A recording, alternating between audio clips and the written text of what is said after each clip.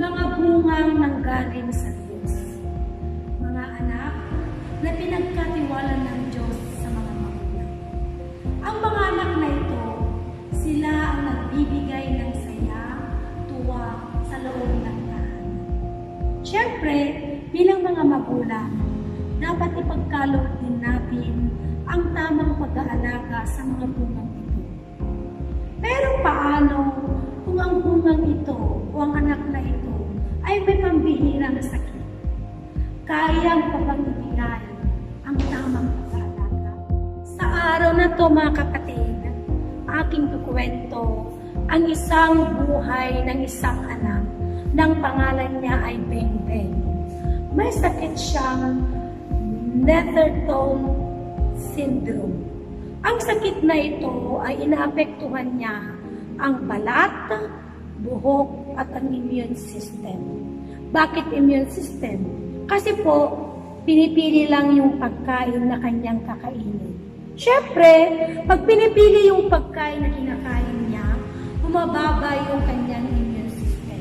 Kaya tuloy, ang mga batang ganito ay hindi nakakuha ng tamang timbang at hindi sila gaano lumalaki. Balang. Ibig sabihin mga kapatid, makati yung kanilang balat. So, ibig sabihin, dahil makati, ito ay kinakamit ni Bengbeng. Kaya tuloy mga kapatid, marami siyang mga open wounds na kung saan ito yung kadalasang nakakakuha siya ng mga infections na galing sa kanyang kapaligiran. Ang mga Netherton syndrome na mga bata ito ay namamana at ito ay bihirang sakit sa isang tao sapagkat ito ay hindi lahat ng bata ay mayroong sakit. O sinasabi natin, pambihirang sakit. So, sa araw na ito mga kapatid, ating tunghayan ang buhay ni Bengbeng na isang anghel ng dalawang mag-asawa na bunga ng kanilang pagmamahalan.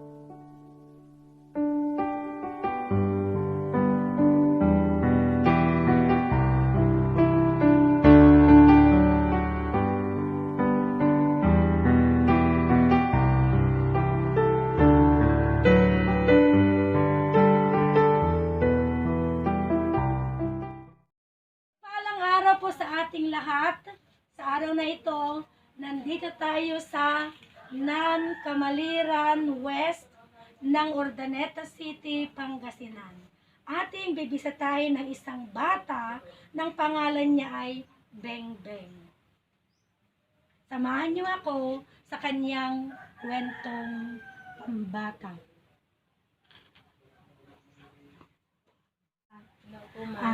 Gusto ko sanang bisitahin ng anak mo na si Beng Beng.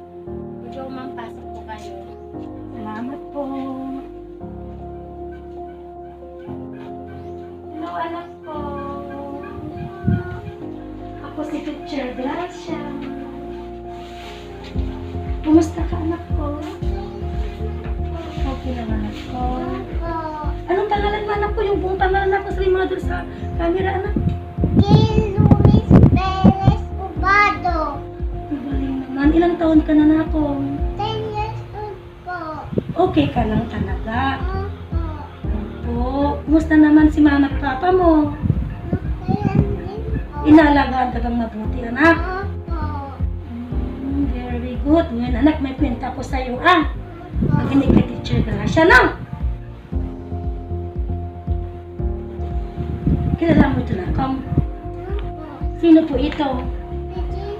Wow! Ang galing mo naman! Nagsisimba ka ba, anak ko? Kasi yung sakit mo, anak, no? O ngayon, may kwenta ko sa'yo. Tungkol kay Jesus. Makinig ka na akong wen. Ito si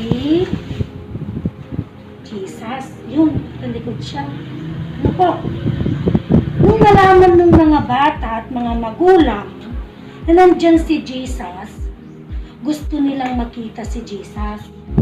Lalong-lalo ng mga bata. May batang dalawa, yun si Mark at saka si Sarah.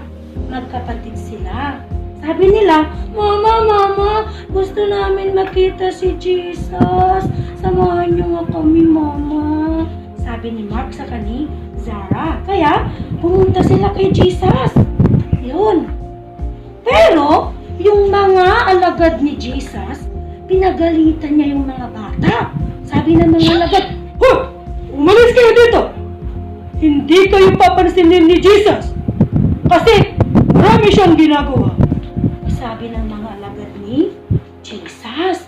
Kaya, nalungkot si Mark at saka si Zara. Alam mo, anak, si Zara, naiiyak siya kasi gusto niya makita si Jesus. Tinignan pa niya si Jesus ng ganun, Tapos, lumuha siya. Anak, tingnan mo, lumuha siya, Oh, yan. Tapos, sabi ni Mark, gusto ko pa sanang makita si Jesus. Kaya lang, bakit bawal naman? Ngayon, narinig ngayon ni Jesus. Sabi nga, anong ginagawa ninyo? Hayaan ninyo ang mga batang lumapit sa akin dahil sila ang nagmamay-ari ng kaharian ko. Sila ang nagmamay-ari ng langit. Ang sabi ni Jesus, anak. Kaya, yung mga bata, pagkarinig nila, tumakbo sila. Tayo ni Jesus! Tumakbo sila. Tapos, pumunta sila, lumapit sila kay Jesus. Nandun na si Mark. Nandun na rin si Zara at yung ating nila. Alam mo ginawa ni Jesus, anak ko? Kinalong niya yung isang bata. Niyakap niya parang ganito. Mahal kita. Sabi ni Jesus sa kanya. At pinagpala niya sila. The Lord will bless you. Ang sabi ni Jesus sa mga bata, lahat ng bata, anak, lahat ng bata, niyakap niya sila, kinalong niya sila, at pinagpala niya sila. Ibig sabihin, Beng Beng, mahal ka ni Jesus. Mahal na mahal ka ni Jesus. Tandaan mo yan. Kahit anong sitwasyon mo na mahal ka ni Jesus. Basta lumapit ka lang sa Kanya. Intindihan mo lang, Kagaya ng ginawa niya sa pinto, pagpapalain ka niya kapag ikaw ay lalapit sa kanya. Kaya na, yun yung kwento ni Tito lumapit kay Jesus. Jesus. Bakit kasi? Kasi yayakapin ka niya, kakalungin ka niya, at pagpapalain ka niya. Pag pinagpala ka niya, anak ko, magagamot na yung sakit mo. Pag pinagpala ka niya, anak ko, bibigyan ka niya ng maraming gamot, maraming pagkain, at lahat ng pagkailangan mo, ibibigay niya. Basta lumapit ka lang kay Jesus. very good. Anak, mag-pray tayo, ah.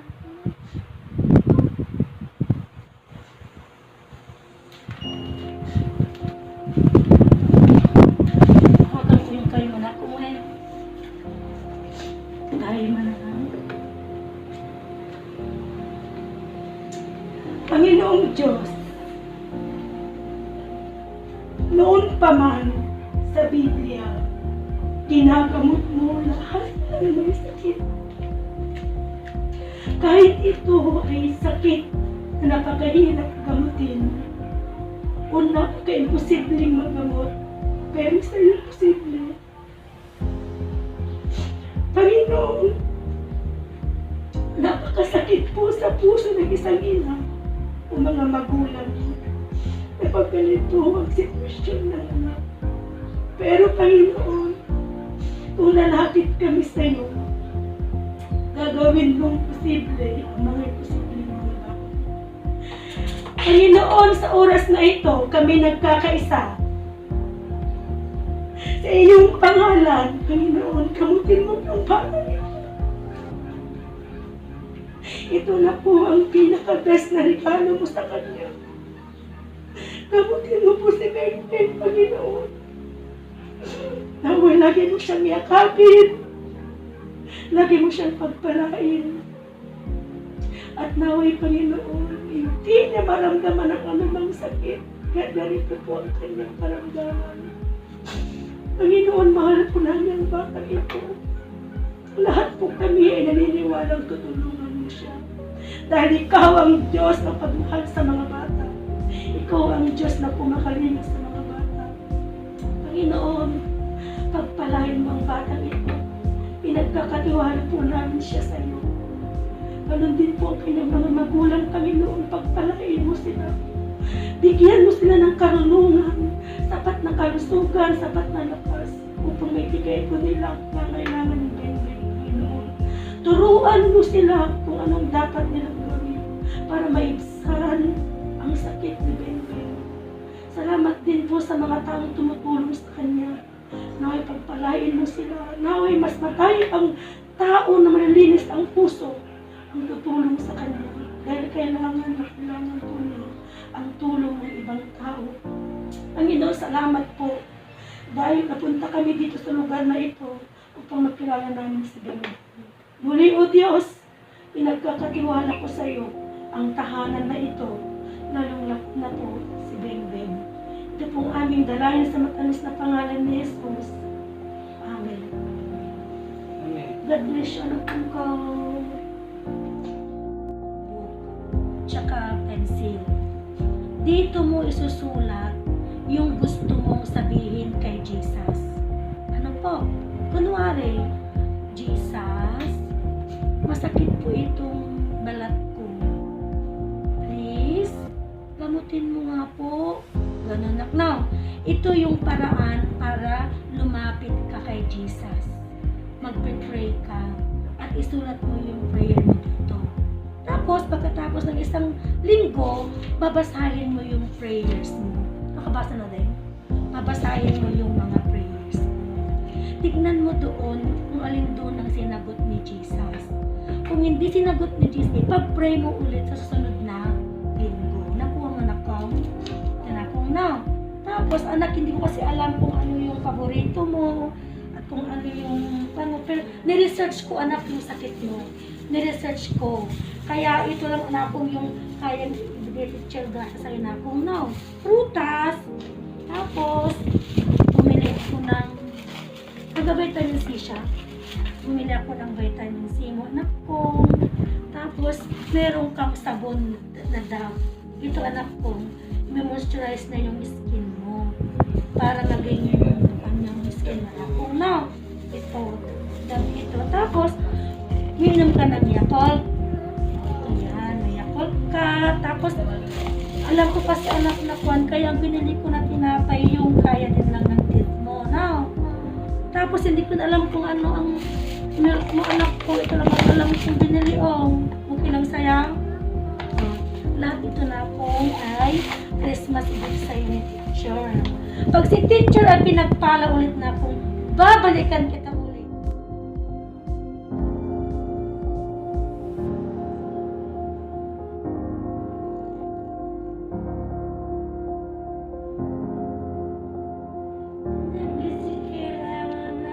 Mga kapatid, si Bengbeng pala ay marunong tumula. Pakinggan po natin ang kanyang tula. Can I- God is love. Lord is so wonderful. He made everything beautiful. Therefore, we should be thankful. Looking around our beautiful plants, trees, mountains, and ocean. Around the world, helpful people are found, sharing us the blessings sacrificial as they can. Brothers and sisters, thank you so much to all of you. I pray to the Lord, thanking Him and asking Him to bless you more and more for being the instrument of His love, because God is love. Ako ng Diyos. Ang Diyos ay mapagmahal. Aking pangangailangan, Kanyang ibinibigay. Si Papa, galing sa trabaho, may pasalubong na ibinibigay. Si Mama, nag-aalaga sa akin sa bahay.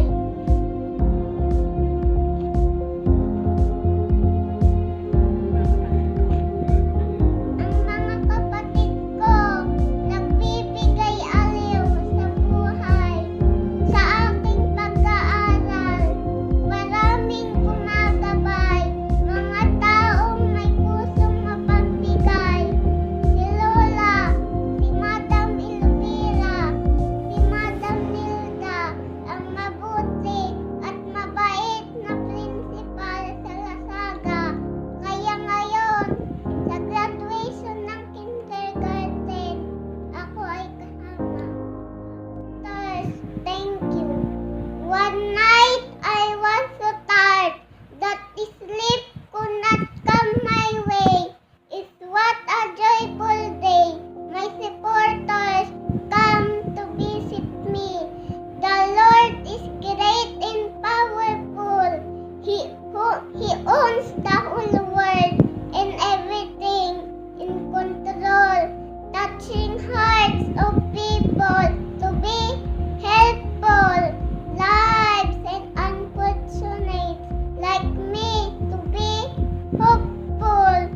Lord, you promise that's nothing hard for me you to do. Thank you for giving me the chance to meet my supporters all over the world to say thank you. Thank you po, Teacher Gracia. Welcome anak ko. Tandaan mo na kung Jesus loves you and we love you very much. I will include you in my prayers. Ipag-pray kita lagi. Anak ko. Ganyan siya nung pinanganak mo, normal siya. Ako, ma'am, ano to, parang 1 year old, 1 year, 6 months, ganun ang age, ang ano niya dito. Normal na normal pa siya. So, ilang taon siya nung nakitaan mo na siya na may ganyan siyang sakit? Ano ma'am, nag-umpisa yung sakit niya parang 2 years old. Konti lang yung start ng sakit niya. Parang konti lang talaga sa baba lang ng binti niya. Nag-umpisa yung ano niya, parang ano lang siya, allergy. Sobrang ano, ang mula magtuto siya nung nakita namin yung sakit niya. dinala na namin siya sa mga unang-una sa pedya niya. 2 pedya, ang sabi lang po sa amin, allergy. Tapos, lumala na, hindi po siya gumagaling, lumala siya. Lumipat na naman po kami sa parang 3 derma po pinagdala namin dito sa Pangasinan. Ang unang findings po ko sa kanya, Ichthyosis vulgaris. Tapos, halos lahat po ng hospital talagang lahat po ng hospital dito sa Pangasinan. Pinuntahan namin, Itindagupan, lahat po dito. Hirap po silang hanapin ang sakit niya. Hanggang sa napunta po kami sa Manila, 3 hospital sa Manila yung pinagdala namin sa kanya. Ang naging findings din po doon, Ichthyosis vulgaris. Tapos last 2017 po, lumala yung kalagayan niya. Bali, na-confine po siya sa hospital sa Baguio ng kulang 5 months. Ang final diagnosis po kay Bingbing nun is, noong last 2017, Netherton syndrome na po. Bali sa ngayon po, ang sinusunod namin sakit niya, last finding sa kanya yung Netherton syndrome. Ano po siya, a genetic skin rare disease. Hindi po siya nakakahawa. Siya po ang madaling mahawahan ng sakit. Kaya, ingat-ingat po namin siya na hindi po siya, isa ngayon po, hindi talaga siya pwedeng ilabas. Sa bahay lang po talaga siya. Hindi po siya pwedeng. Yun po ang ano sa amin ng mga doktor, hindi po siya pwedeng ilabas kasi sa condition po niya, kunting sakit po na may ma-encounter lang po siyang konting sakit, maaari pong malipat sa kanya. Kasi yung skin niya kasi nagbabakbak siya eh. Opo, ma'am. Tapos yung Madali sugat siyang- po talaga, oo. no, open wounds talaga siya. Open mas talaga siya. Madali siyang Nakita ng mga sakit. infections. So, ano yung pwede mong i-advise sa mga magulang na nanonood sa YouTube channel na ito? Bilang isang ina ng ganyang may sakit na pambihirang sakit, ano yung pwede mong ibigay na mensahe sa kanila? Una-una po, sa mga magulang naman po kasi, hindi naman po gusto ng mga magulang na magkaroon po sakit ng anak. Siyempre po, sa kalagayan namin, unang-una po kasi, sa kalagayan po ni Beng, sinabi na po namin sa amin ng doktor, wala pong gamot sa sakit niya. Yung po unang-una. Unang-una po ang gawin natin, i-accept muna natin, tanggapin po natin para maluwag po natin na pag natanggap po natin yun, magagawa po natin lahat, malalabanan po natin, maalagaan po natin yung sakit ni Beng, tapos kung aware na po talaga tayo sa sakit niya, kailangan po talaga ng anak natin is pag-aalaga po talaga ng magulang. Unang-una po, kailangan po natin siyang lagi pong itindihin, tapos kasi ang hirap ng lahat po ng kailangan po ng tamang pag-alaga, pagmamahal, tapos i-open po natin sa bata na hindi po ibibigay ni Lord sa kanya kung hindi po niya kaya. May purpose po si God, kaya po binigay sa kanya yon. Ganun naman po, alam naman po ni Bingbing yun. Kaya lumalaban naman po siya. Kasi kaya din po namin nalalabanan yung sakit ni Bing dahil sa kanya din po. Siya po ang unang lumalaban sa sakit niya. Andito lang naman po yung kami magulang para po supportahan siya. Kung kaya po niya, hindi naman din po kami pwedeng sumuko na magulang niya. Kailangan din po namin siyang alagaan talaga hanggang sa huli. Ading, saludo ako sa iyo kasi napakatapang mong ina. Kasi ang sakit ni Beng talaga, kanya bihira yan. Pero alam ko naman na ikaw ang pinili ng Diyos na maging ina niya. Kasi alam din niya na kaya mong tulungan yung anak mo. At alam niyang nagtitiwala sa iyo ang Diyos na hindi mo pababayaan si Beng. Kaya ading ko, i-include namin kayo sa mga panalangin at i-open ko sa church na sa aming mga everyday prayer time kasama namin si Beng kasi mas maganda kasi pag ganyang sakit marami ang nananalangin para sa kanya. Talagang prayers lang po talaga. Hindi naman po talaga namin kakayanin. Oo. Talaga nga ni Apo Diyos Diyos talaga kaya niyang gawing posible ang mga imposible sa atin. Magtiwala lang tayo talaga na kumbaga God will make a way. Yung mga bagay na hantay yung amuti, yung hindi talagang gawin natin, siya ang gagawa ng paraan. Kaya nagpapasalamat kami ading ko dahil binuksan mo ang inyong tahanan upang aming mabisita at aming mabigyan ng konting regalo si Bengbeng ngayong Paskuhan. Thank you po sa inyo, ma'am. Thank you po.